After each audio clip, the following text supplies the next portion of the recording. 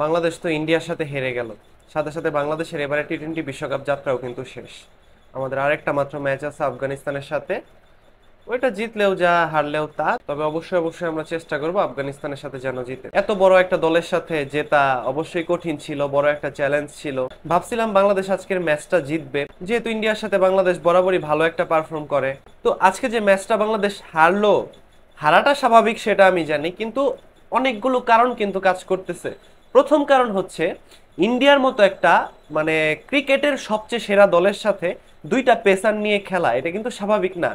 Team selection আজকে কি হলো এই ব্যাপারটা আমি আসলে বুঝলাম না। কেমন সিলেকশন করলো যে ইন্ডিয়ার মতো একটা দলের সাথে দুইটা পেসার নামাই দিছে।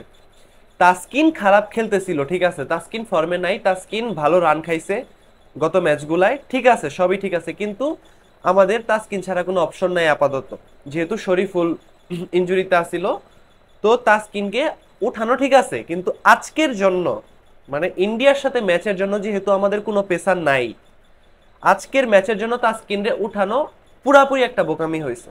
আমাদের তিনটা পেসার দরকার ছিল, কারণ আমাদের দলে কিন্তু কোনো ওয়ার্ল্ড ক্লাস স্পিনার নাই যে স্পিন দিয়ে আমি ইন্ডিয়ার মতো একটা দলের সাথে 12 ওভার চালাই দিব। এটা কেমন টিম সিলেকশন হইলো যে দুইটা পেসার দিয়ে ইন্ডিয়ার সাথে মাঠে নামা পড়ছে। তারপর আবার তাসকিনের জায়গায় জাকের আলী অনিককে নামানো, এটা আরেকটা ভুল ডিসিশন।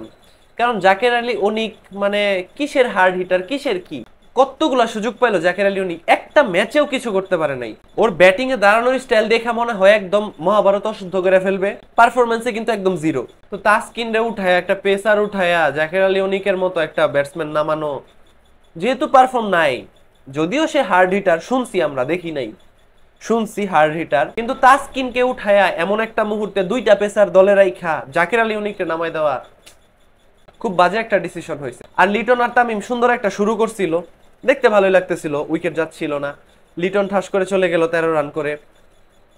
এরপরে শান্ত নামলো, শান্ত সুন্দর শুরু করছে, শান্ত মোটামুটি আজকে হাত খুলে খেলছে, বাকি দিনগুলোর তুলনায় অন্তত ভালো খেলছে। গত ম্যাচে আমি বলছিলাম শান্ত হয়তো ইন্ডিয়ার সাথে ভালোই খেলবে, আফগানিস্তানের সাথেও শান্ত ভালো খেলবে বলে আশা করতেছি।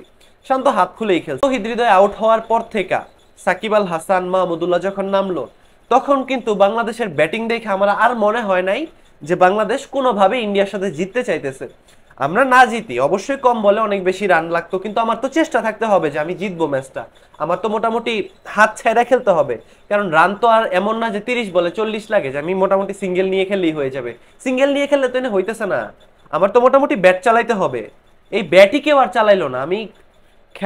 আমি খেলা দেখে পুরা হতাশ।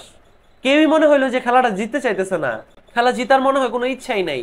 আর ইন্ডিয়ার কথা তো বলার কিছু নাই, যদিও একটা বল বা একটা নো নিয়ে তেমন কিছু যায় আসে না, বাংলাদেশ অনেক ব্যবধানেই হারছে, 50 রানে হারছে, কিন্তু ইন্ডিয়ার এই ব্যাপারগুলো না বললেই নয়। বুমরার সেকেন্ড ওভারের ফার্স্ট ডেলিভারিটা যেটা তানজিদ হাসান তামিমকে বুমরা করছিল, একদম হাই একটা ফুল টাচ হয়েছে। এটা কিন্তু ফুল টাচ না, পুরাপুরি নো, কমরের উপরে দেখাই যাইতেছে। রিভিউয়ের সময় দেখলাম পুরাপুরি কমর থেকে প্রায় 1 হাত উঁচা বল।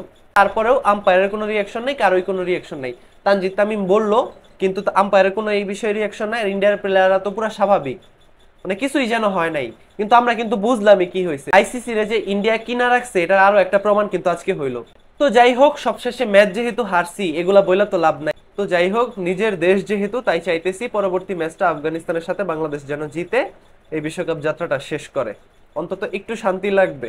তো যাই হোক, দেখা হবে নতুন কোনো ভিডিওতে। ততক্ষণ পর্যন্ত সবাই ভালো থাকুন, সুস্থ থাকুন, আল্লাহ হাফেজ।